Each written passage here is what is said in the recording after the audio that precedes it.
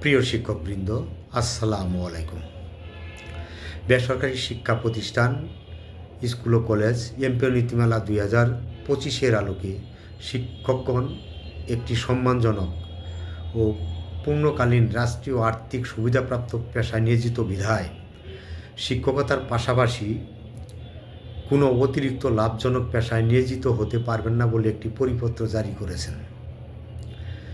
পরিপত্রের আলোকে পেশাগুলো হলো সাংবাদিকতা, আইন পেশা, কোচিং সেন্টার পরিচালনা বা এতে শিক্ষকতা, প্রাইভেট বা কেজি স্কুল পরিচালনা, শিক্ষা বিষয়ক প্রকাশনা বা পাবলিকেশনের বাণিজ্যের সাথে তারা অংশগ্রহণ করতে পারবেন না। হজ এজেন্ট বা এর মার্কেটিং কার্যক্রমে অংশগ্রহণ করতে পারবেন না। বিয়ের কাজী বা ঘটকালিকা পেশাও সে গ্রহণ করতে পারবেন না। টং দোকান বা ক্ষুদ্র ব্যবসা, ঠিকাদারি বা নির্মাণ ব্যবসা শিক্ষকরা করতে পারবেন না।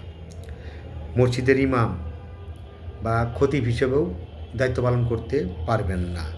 রাজনৈতিক ব্যক্তিত্বের বিশেষ সহকারী বা চাটুকার হিসেবে নিয়োজিত হতে পারবেন না। পরিবর্তে বলা হয়েছে, বর্ণিত পেশাগুলির সঙ্গে জড়িত কোনো এমপিওভুক্ত শিক্ষক শনাক্ত হলে তার বিরুদ্ধে আইনি ব্যবস্থা গ্রহণ করা হবে।